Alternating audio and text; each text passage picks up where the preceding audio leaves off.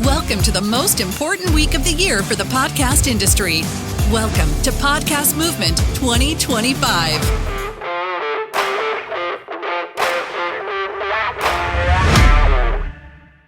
Oh my God, thank you so much. That round of applause was crazy. You guys truly knocked me out with that. Thank you. Hopefully we'll get my slides up here in a moment, and we will talk about should you join a podcast network, how to kind of vet the deal before you join. I want to start with the median U.S. salary is $66,000 in change. So I got to call a young podcaster a few years ago and say, you are going to make $220,000 working with a single advertiser. And the average work year is 2,080 hours. It was going to be 12 minutes of ads.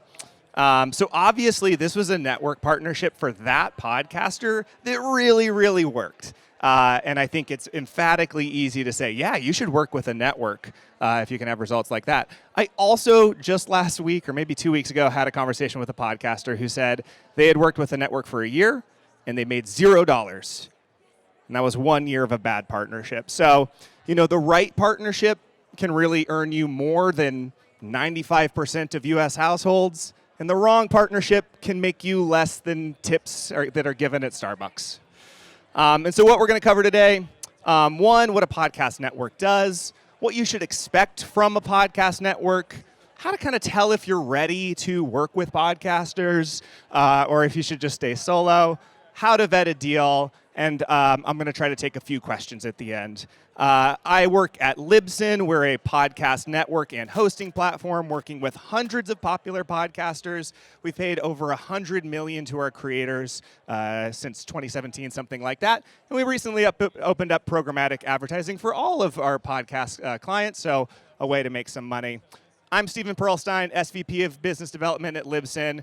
I work with podcasters directly, management companies, production companies, to help figure out how we can maximize their revenue and make a lot of money.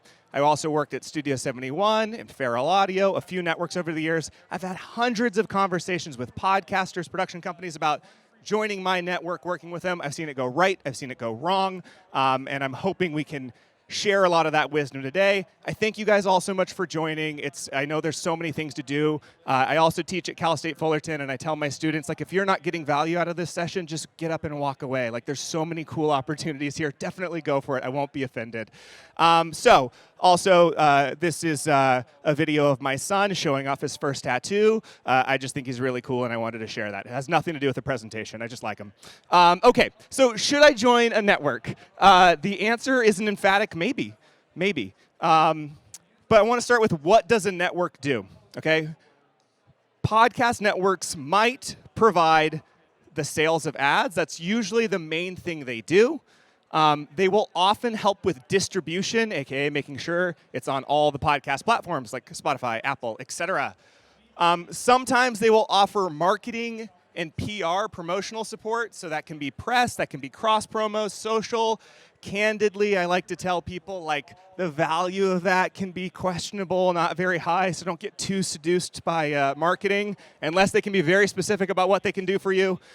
Sometimes it's production support, things like recording your podcast, editing your podcast, doing art, helping with guests, and then really just having a community and infrastructure, right? People who have already been through it before. Podcast networks do know a lot about podcasts and how to be really effective for podcasters, so having somebody who can keep you on the right track is valuable. Again, not all networks do all of these things, but many of them do. Really, the ads is the main piece for most of them. So when podcasters come to me and they say, hey, Mr. Libsyn, what do you as a network bring to the table for me? I say, well, we do sales and distribution, and we have some other resources that are generally valuable. I'm married, but when I was single, sometimes I would approach women and be like, hey, you're attractive. What do you have to offer for me? And that didn't work, right? Because that's a terrible way to approach any partnership. It's the same in podcasting. Podcasters, you should be thinking about what value you bring to networks too. So that's some audience, some consistency, and a brand that is your podcast. Hopefully you're bringing these things to networks. So it's a trade, right? Any relationship, everybody's kind of getting value on both sides. So what do podcast networks want? Well, like all partnerships, we're both trying to get something out of the relationship. So in general, podcast networks are businesses, which means they're trying to make money. It's sad but true. So first, they really want podcasts that they can sell. They want to be able to make money with the partners that they work with. So that means ad-friendly content, a sort of niche or an audience that's specific.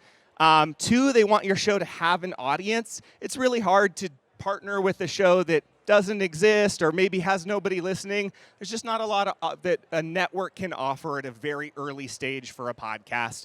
And then also podcasters that they can work with. I like working with podcasters. I like creatives. Some level of like professionalism and not wild difficulty is a good baseline to start. But sometimes I deal with difficult people. I don't mind. That's just consistency in communication. That doesn't mean you have to not be an artist. That doesn't mean you have to turn into a corporate robot, but that's something I like to throw out there. So what do networks ask for in the relationship? So 1, inventory control. You have ad inventory on your podcast. That's where ads could go. They just want to be able to manage that in some degree. That's what networks are really good at. So they're expecting some level of control across your inventory. A sales split, so for every dollar that they bring in, a network wants some of that money. They like consistent releases. Some networks ask for creative control. To a degree, creative control can sound kind of scary. A lot of times it's not as bad as it sounds, but it's good to understand. And some networks ask for fees for production or distribution or marketing. Again, just sort of depends on which one. By the way, this hand has 6 fingers. Thank you, AI. Okay, so is the trade of joining a network worth it? Yes, it is if you don't have brand connections and if you don't want to sell. A lot of people don't. A lot of podcasters are really good at being podcasters, so you should podcast and not try to be a salesperson. Rick Sela, one of the best in the business, is out there. You need salespeople who will work really hard for you, and you can work really hard at podcasting. Yes, you should do it if their control requirements meet your needs, right? So sometimes networks go like, I need a hard release date. And if you can do that every single week, then that's a good fit. And if the network offers services like production or whatever it is that are more valuable or effective than doing it on your own. You should not join a network. It's not worth it if you already have brand connections, if you're already really good at selling your podcast. I've definitely met some podcasters who are like, nope, just stay on your own. You're doing fantastic. You should not work with a network that asks more control over your show than you're willing to give. Straightforward.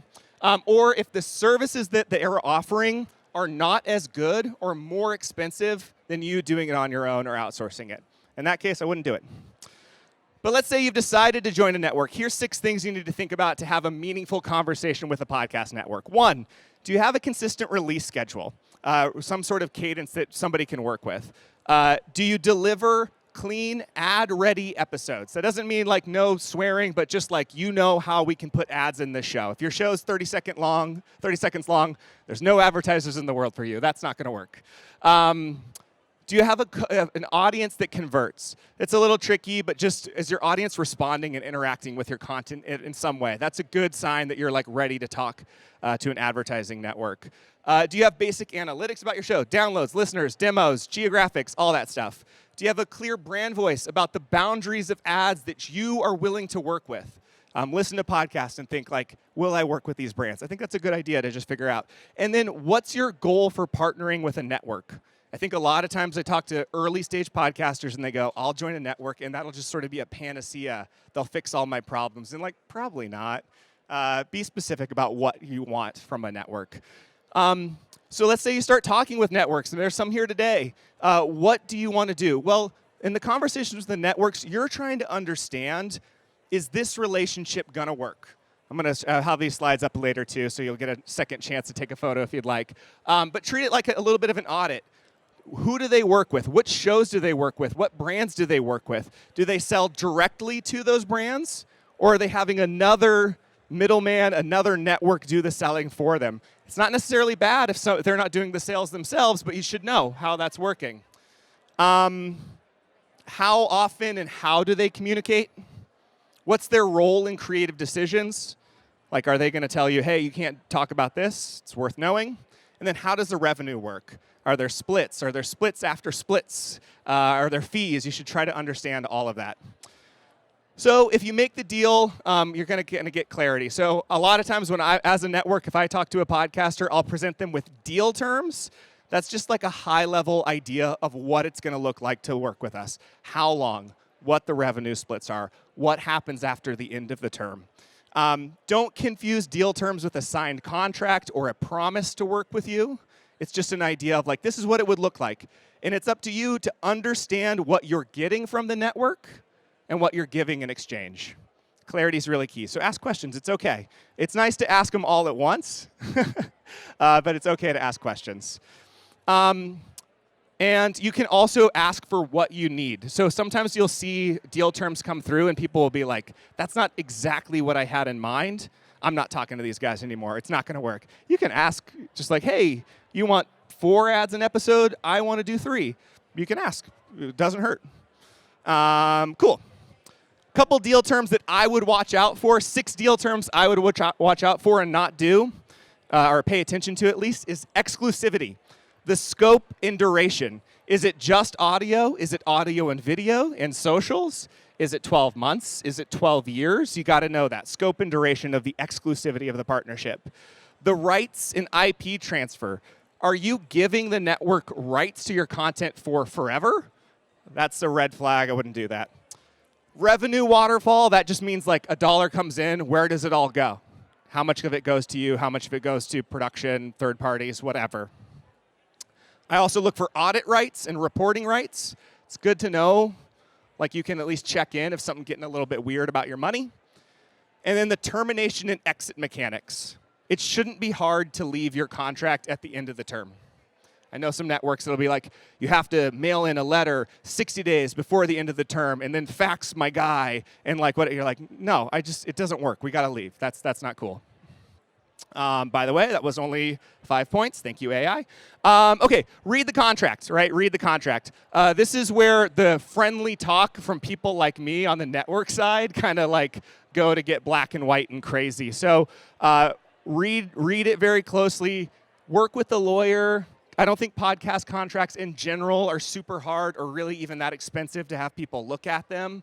But it's worth really making sure you understand what you're talking about, especially when I talk about those terms to watch out for. OK, so should I sign for a network? A couple of green flags, things that I'm like, yeah, baby, let's go. A clear model of business and a named sales team. You want to know who's selling your content. Simple sample reporting provided is really, really nice, but it's good to just make sure you understand, you know, how the revenue is going to show up. Reasonable exclusivity. It's OK to have an exclusive deal. 12 months is pretty common to get started. Longer terms if it's successful or a really good deal for you. The rights should be a license, not an ownership. You shouldn't be giving up ownership of your podcast. Transparent rev split, audit access, exit, end of contract. We like that. And campaign outcomes that are clear. What red flags for me? Vague promises. Hey, you work with us, it's going to be fantastic. How?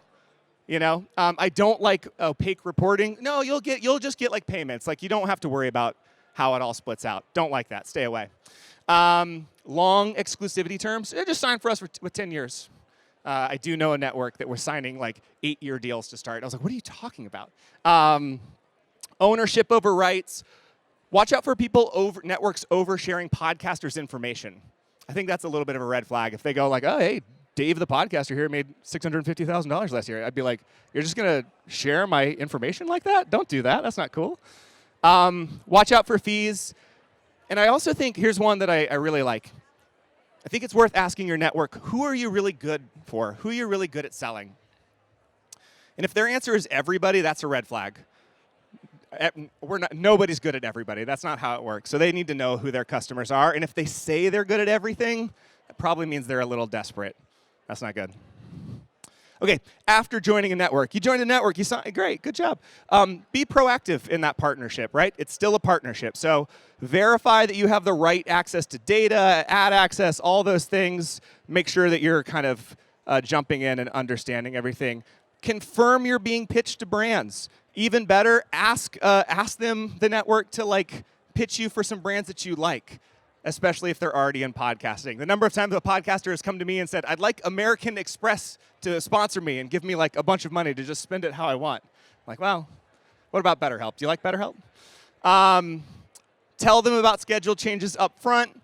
Confirm those first ads that you do are being delivered correct. A lot of things go wrong when those first ads start to happen, and it's just worth like getting on the same page and overly communicating about it. And then just set some sort of check-in, a review, quarterly KPIs, just something that you're aiming for. This is nice to do in collaboration with a network. It doesn't have to be, though. It can literally just be you going like, I wanted to sell 5 ads this quarter. Did you do it? Like, and if you didn't, maybe it's worth talking to the network about it. So next steps. I'm going to take some questions here shortly, but if you are like, I think I want to join a network, here's what I would do. Decide what you actually want from a network. Probably some sales, but is it production support? Is it marketing? Is it just having a community of like-minded podcasts? Do this self-audit that I'm going to put on the next page here. Fix the gaps in your pitch. Compile your audience stats. Talk to networks. Find mutual value. It's a partnership. You're both working with each other. It's not against each other. So hopefully you can find something that is beneficial for everybody. And then don't if it doesn't work for you, if the deal doesn't work for you, if the terms don't work for you, then stay independent. There's a lot of networks out there. You'll find some time, but like having a good partnership at the right time is better. Here's the 6 things you need to know to approach a network. If anyone's going to snap that.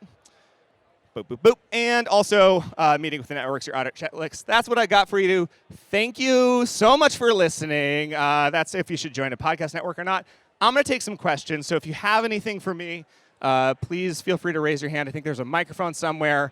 Or you can shout it out, or you can take some photos. And also, I have a little Substack, so if you go ask questions or leave a comment on that, I'll try to answer you. I usually get mobbed right after these with like 50 questions. This might be a little more efficient. So, yeah.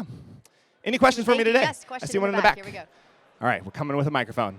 And then, like, next person who has a question, if any, raise your hand so we can plan for you.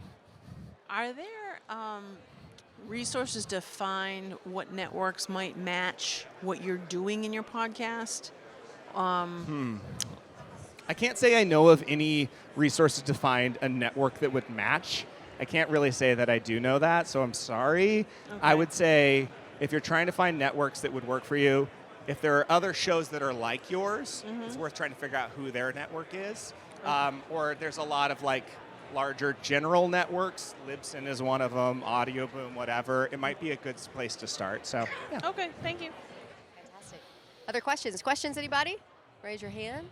Got a mic right here. Don't be shy. I might just come put it in your face. No, I'm just kidding. We got Anyone? Right gentleman here. All here. right, coming down. Are there any networks that will treat podcasters as anything other than transactionally? Ooh. Are there any networks who will treat podcasters any way other than transactionally? Yeah, I mean, that's a fair question. I think what I would say is, yeah, there are people, I'm going to call them like hobbyist networks who are like, it's a community and it's a friendship and they provide some shared resources, and that's great. At a certain point, at a certain level of success, you're probably looking for more than just support. And so when you come to me, you're looking for growing revenue opportunities, and that's what I can be really, really helpful with. I do care a lot about podcasters. I care a lot about podcasters. I think all of you who are out there making stuff, you're doing something brave and creative and valuable, and you deserve to be supported and paid for that work. But also on the business side, my job is to make sure that you're making money. And so it is a little transactional for sure. But that being said, like I like to think of myself and Libsyn, my goal, the business side's goal of it, is not to treat you like a product or to treat you transactionally, but is to make sure that you are so taken care of on your finances and your business that it's worth continuing to do, and it's worth expanding and keeping that less transactional relationship in all parts of your life and business. Yeah. But I get it, and I hate it when it feels bad. We don't like those, yeah.